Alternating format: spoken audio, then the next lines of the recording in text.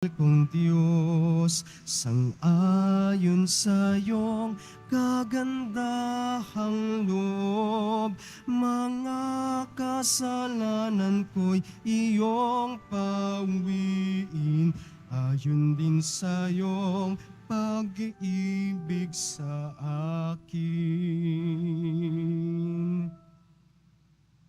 Sa ngalan ng Ama at ng Anak at ng Espiritu Santo, Amen. sumainyo ang Panginoon. At sumaiyo rin. Mga kapatid, aminin po natin ang ating mga kasalanan upang marapat tayong gumanap sa banal na pagdiriwang.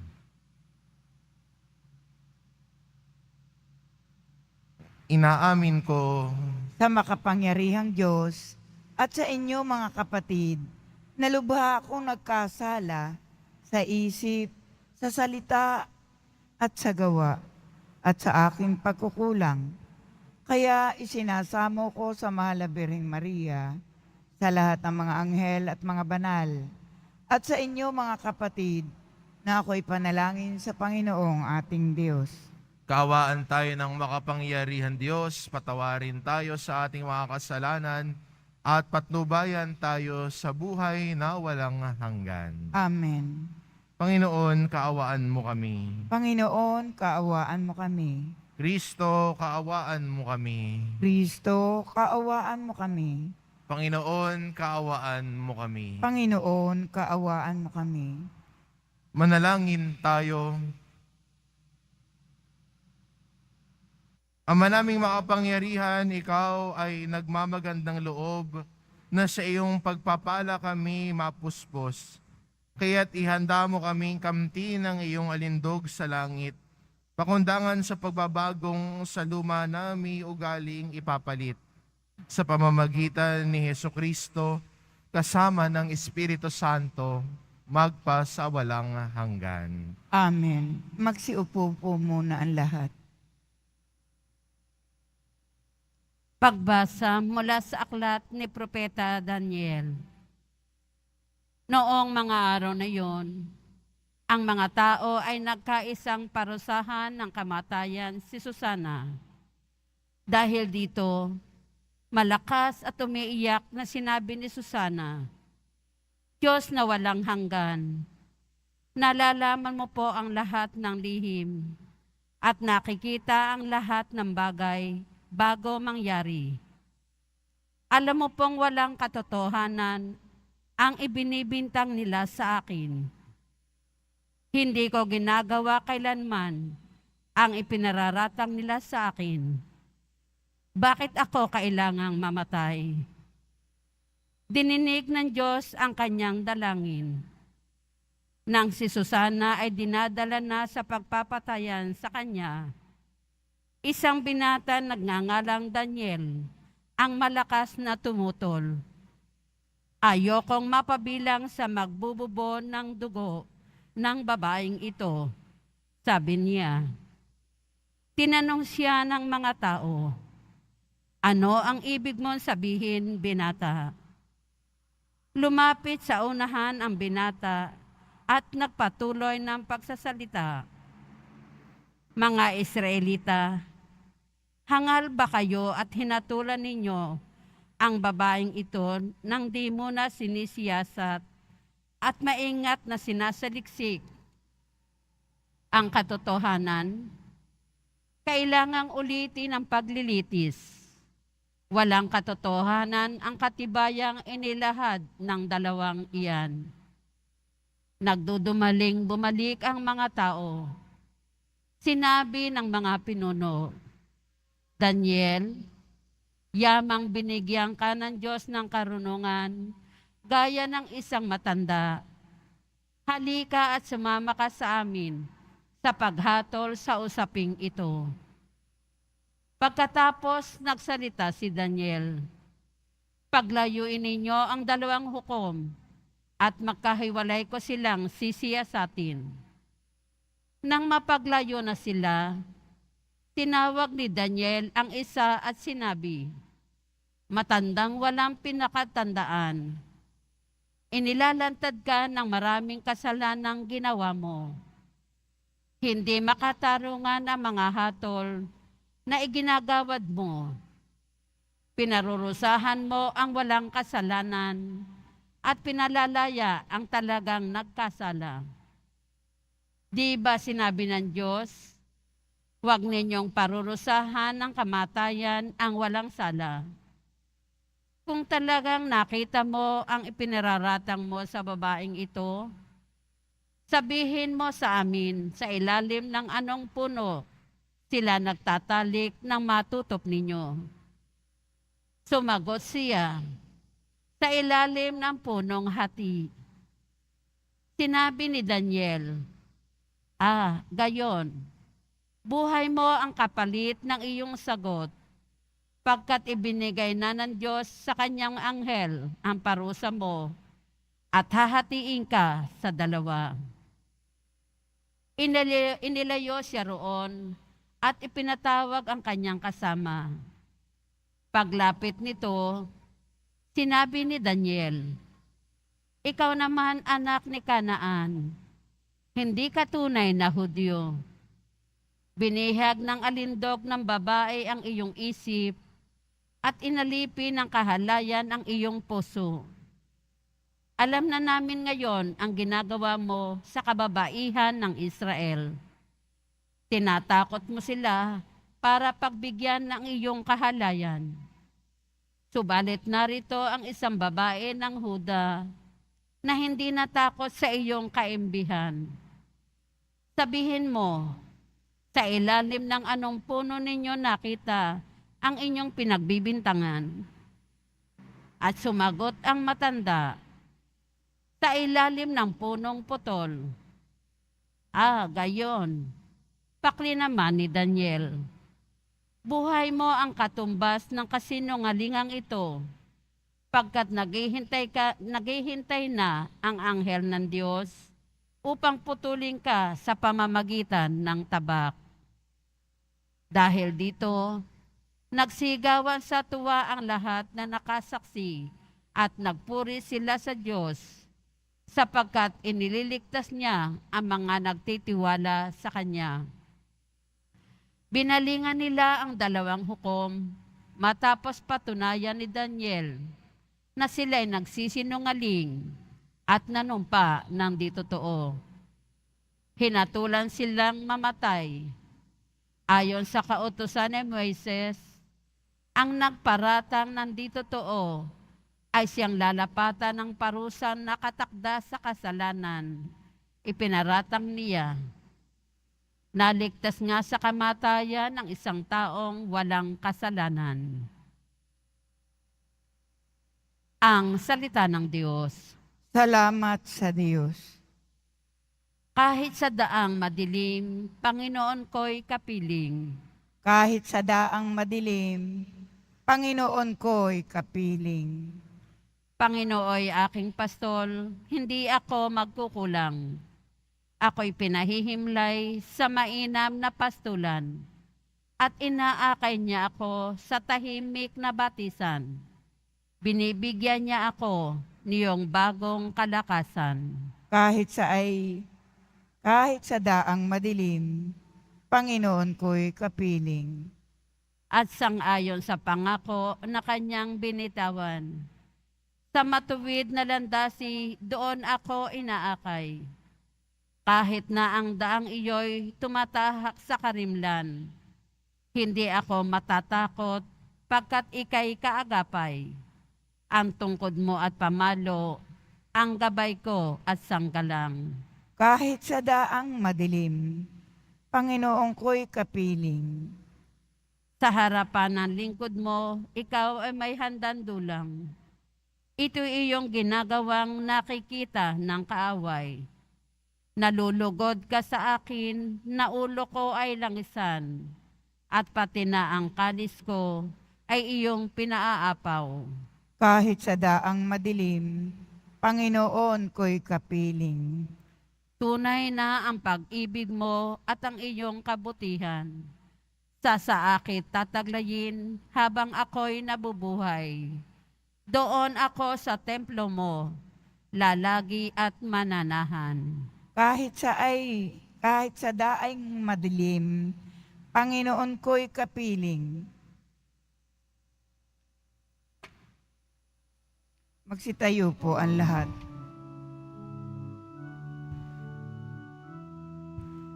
Nagpupuri kami sa'yo, Panginoong Hesu Kristo. Nagpupuri kami sa'yo, Panginoong Hesu Kristo. Sinabi ng buong mahal, di ko nais na mamatay ang mga makasalanang nagbabagong kalooban upang sila ay mabuhay. Nagpupuri kami sa'yo, Panginoong Hesu Kristo.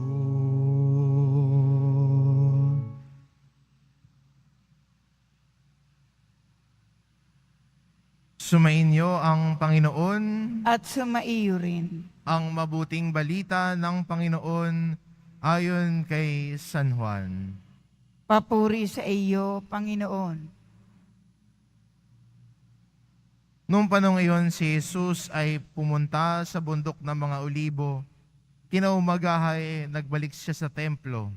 Lumapit sa kanya ang lahat, kaya't naupo siya at sila'y tinuruan. Nooy dinala sa kanya ng mga iskriba at ng mga Pariseo ang isang babaeng nahuling nakikiapid. Pinatayo ito sa harapan nila at sinabi kay Jesus, "Guro, ang babaeng ito'y nahuli sa pakikiapid. Ayon sa kautusan ni Moises, dapat batuhin hanggang sa mamatay ang mga gaya niya. Ano ang masasabi mo?" Itinanong nila ito upang subukin siya. Nang maisumbong sila laban sa kanya, ngunit yumuko si Jesus at sumulat sa lupa sa pamamagitan ng daliri. Ayaw nilang tigilan ng kakatanong si Jesus, kaya't sila'y tinignan niya at sinabi ang ganito, "Sino man sa inyo na walang kasalanan ang siyang maunang bumato sa kanya." At muli siyang yumuko at sumulat sa lupa. Nang marinig nila ito, sila'y isa-isang umalis, simula sa pinakamatanda. Walang naiwan kundi si Jesus at ang babaeng naroon pa rin sa harapan niya. Tinitignan siya ni Jesus at tinanong, "Nasaan sila? Wala bang nagparusa sa iyo?" "Wala po, Ginoo," sagot ng babae. Sinabi ni Jesus, "Hindi rin kita parurusahan. Humayo ka at huwag ka nang magkasala." Ang mabuting balita ng Panginoon. Pinupuri ka namin, Panginoong Heso Kristo. Magsiupo po ang lahat.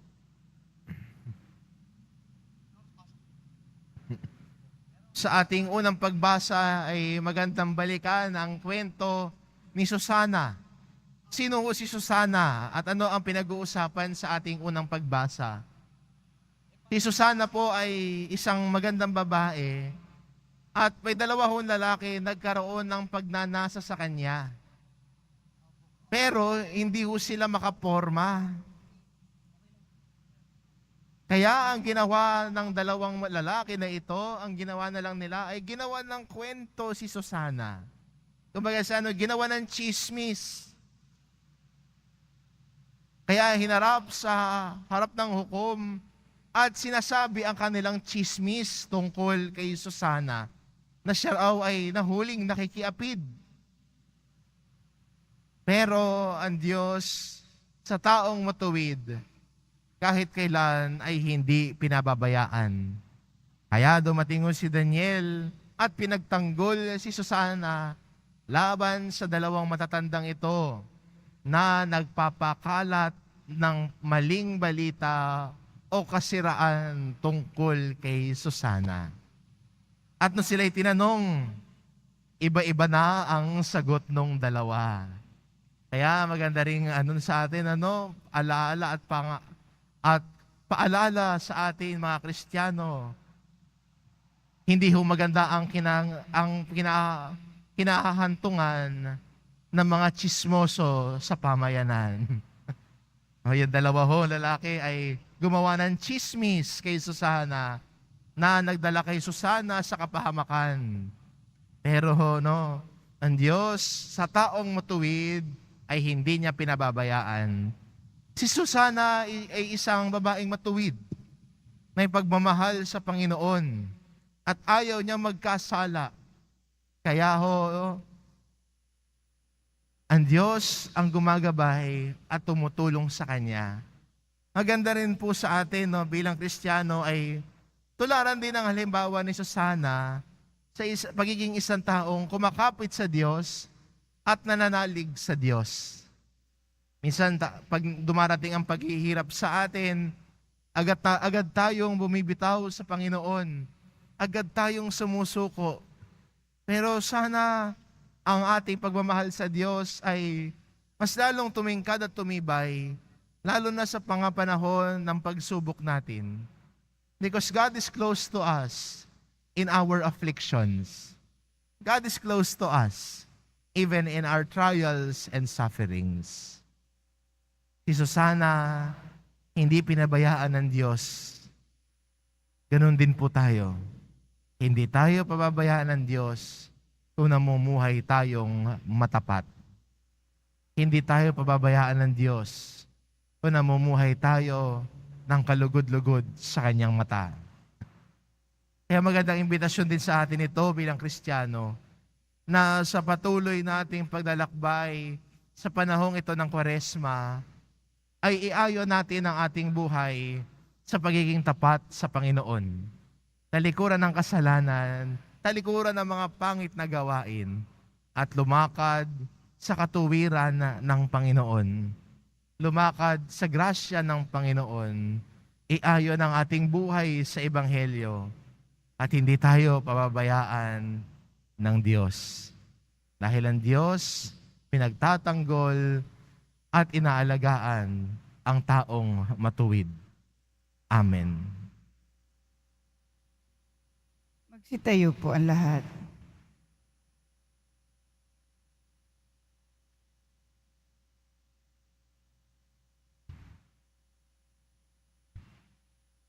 Minamahal kong mga kapatid, naalala natin ang pagkahabag ni Jesus sa babaeng nakiapid. Tumawag tayo sa Kanya sa ating panalangin. Natitiyak na tayo rin ay Kanyang kahahabagan.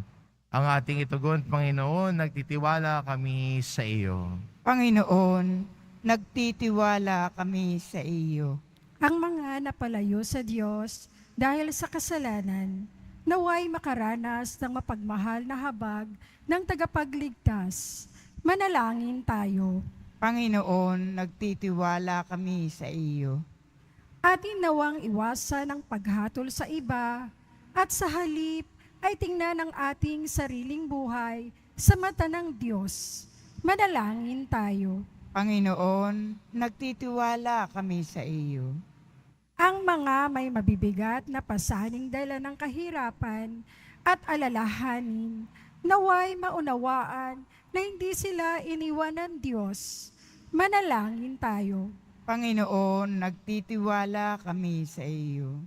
Ang mga nagdurusa dahil sa maling hatol, naway patatagin ng Panginoon. Manalangin tayo. Panginoon, nagtitiwala kami sa iyo. Ama naming nasa langit, tulungan mo kaming maging mapagpatawad sa mga taong hindi maganda ang pakikitungo sa amin. Idalangin natin ito sa pamamagitan ni Kristo na aming Panginoon. Amen.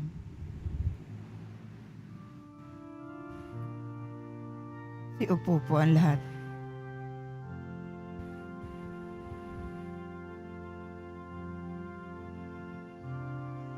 Sa'yo, Ama, aming handog, ang tinapay at alak na ito, handog ng iyong bayang sumasamot, humihingi ng patawad mo.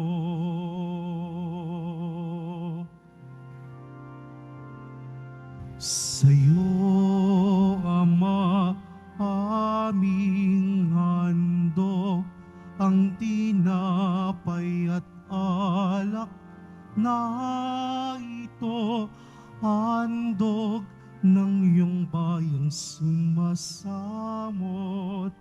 humihingi ng patawad mo.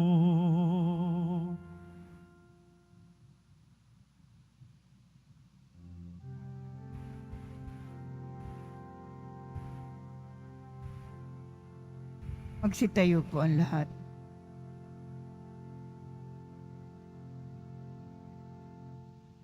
Manalangin kayo mga kapatid, upang ang paghahain natin ay kalugdan ng Diyos amang makapangyarihan. Tanggapin nawa ng Panginoon itong paghahain sa iyong mga kamay, sa kapurihan niya at karangalan, sa ating kapakinabangan at sa buong sambayanan niyang banal. Ama naming lumikha, kaming gaganap sa banal na paghahain, ay buong galak nawang makaharap ng may kadalisayang angkin, upang ang bunga ng aming pagtitiis ay maipamalas namin sa pamamagitan ni Hesukristo kasama ng Espiritu Santo magpasawalang hanggan. Amen. Sumainyo ang Panginoon. At sumaiyo rin. Itaas sa Diyos ang inyong puso at diwa. Itinaas na namin sa Panginoon. Pasalamatan natin ang Panginoong ating Diyos. Marapat na siya ay pasalamatan. Ama naming makapangyarihan, tunay ngang marapat na ikaw ay aming pasalamatan sa pamamagitan ni Hesukristo na aming Panginoon. Sa pagpapakasakit ng giliw mong anak, ang sangkatauhay minarapat mong magpahayag ng iyong dakilang pag-ibig sa lahat. Napawang nais mong tubusin ng Mesiyas. Sa harap ng iyong kadakilaan, kapos ang dila naming magsaysay sa pag-ibig na makapangyarihang sa krus ay itinanghal. Sa krus ipinasyang patawarin ng mga tao. Sa krus nagtagumpay ang ipinangakong Kristo. Kaya kaisa ng mga anghel na nagsisiawit ng papuri sa iyo, nang walang humpay sa kalangitan, kami nagbubunyi sa iyong kadakilaan. Santo, Santo, Santo, Panginoong Diyos ng mga hukbo, napupuno ang langit at lupa ng kadakilaan mo. Hosana sa kaitaasan. Pinagpala ang naparirito sa ngalan ng Panginoon. Hosana sa kaitaasan. Magsiluhod po ang lahat. Ama naming banal, ikaw ang bukal ng tanang kabanalan, kaya't sa pamamagitan ng iyong Espiritu gawin mong banal ang kaloob na ito, upang para sa amin maging katawan at dugo ng aming Panginoong Hesukristo.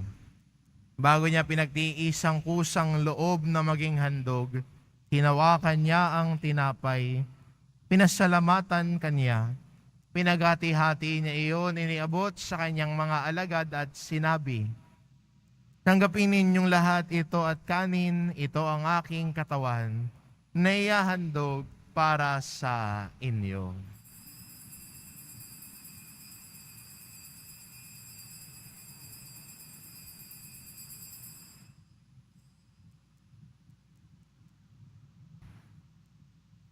Gayun din naman na matapos ang hapunan, hinawakan niya ang kalis. Muli kanyang pinasalamatan. Iniabot niya ang kalis sa kanyang mga alagad at sinabi, "Tanggapin ninyong lahat ito at inumin. Ito ang kalis ng aking dugo, ng bago at walang hanggang tipan. ang aking dugo na ibubuhos para sa inyo at para sa lahat, sa ikapagpapatawad ng mga kasalanan. Gawin ninyo ito sa pag-alala sa akin.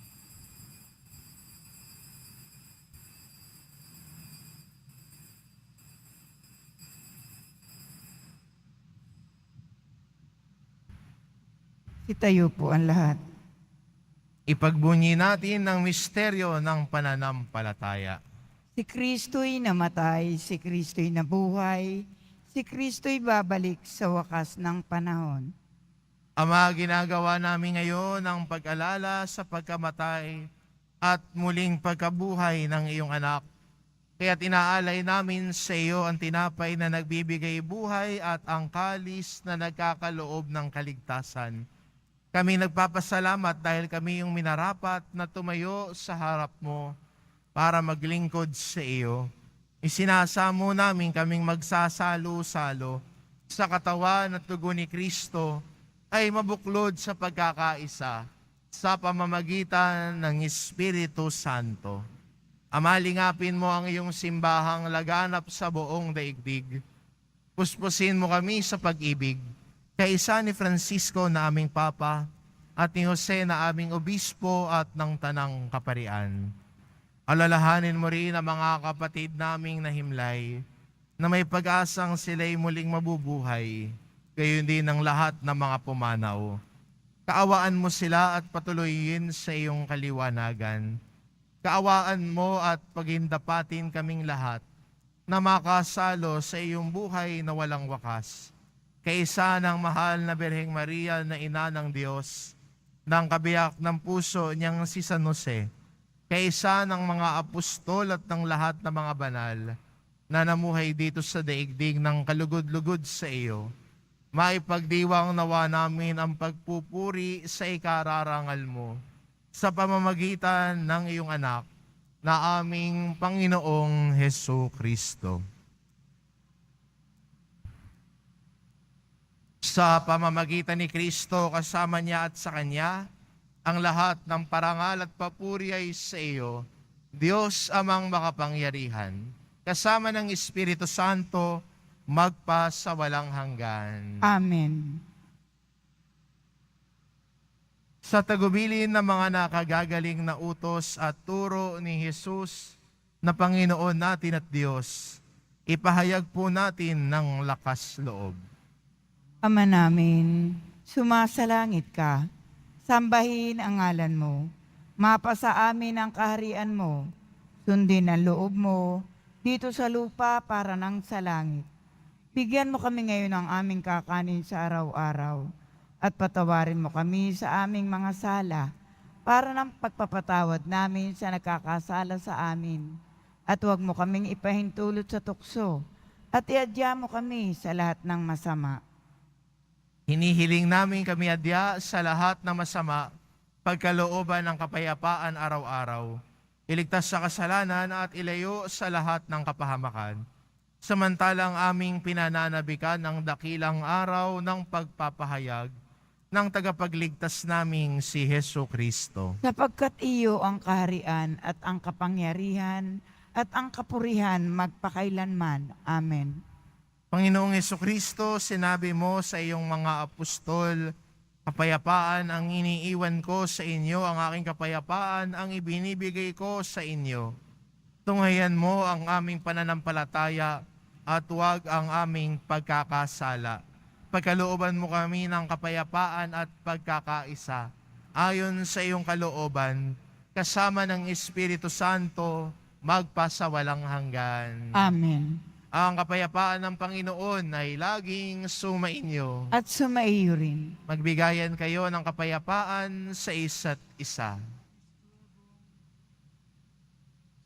Kordero ng Diyos na nag-aalis ng mga kasalanan ng sanlibutan, maawa ka sa amin. Kordero ng Diyos na nag-aalis ng mga kasalanan ng sanlibutan, maawa ka sa amin. Kordero ng Diyos na nag-aalis ng mga kasalanan ng sanlibutan, ipagkaloob mo sa amin ang kapayapaan. Magsiluhod po ang lahat. Ito ang kordero ng Diyos, ito nag-aalis ng kasalanan ng sanlibutan. Mapalad ang mga inaanyayahan sa kanyang piging. Panginoon, hindi ako karapat-dapat magpatuloy sa iyo, ngunit sa isang salita mo lamang ay gagaling na ako.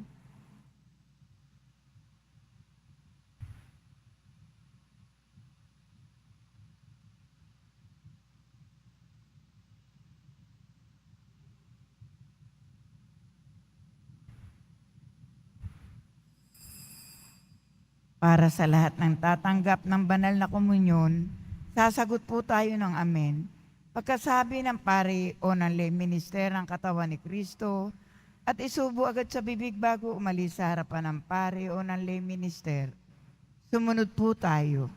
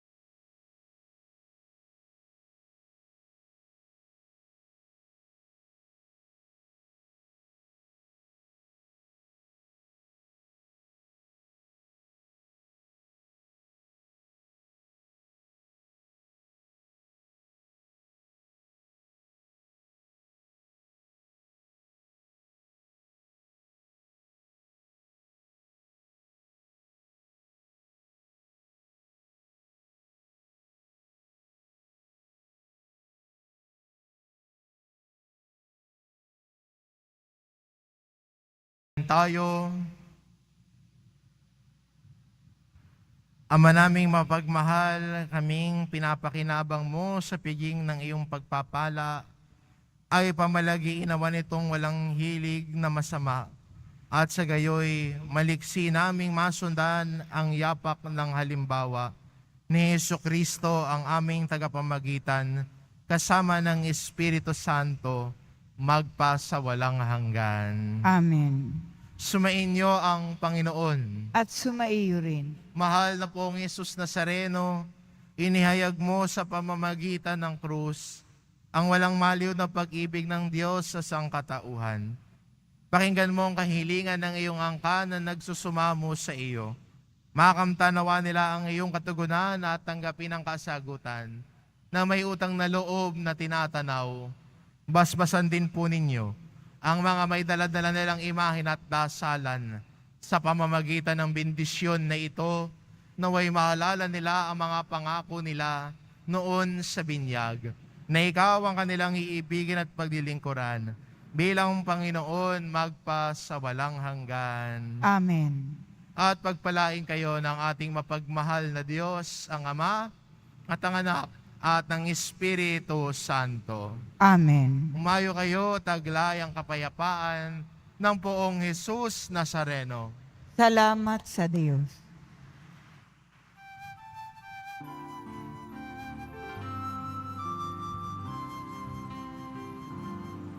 Nuestro Padre Jesus Nazareno, sinasamba ka namin. Pinipintuho ka namin. Aral mo ang aming buhay at kaligtasan. Nuestro Padre Jesus Nazareno, iligtas mo kami sa kasalanan. Ang krus mong kinamatayan ay sagisag ng aming kaligtasan. Nuestro Padre Jesus Nazareno, dinarangal ka na amin. Nuestro Padre Jesus Nazareno, inulwalhati ka namin. Padre Jesus Nazareno, dinarangal ka na amin. Nuestro Padre Jesus Nazareno, niluluwalhati ka namin.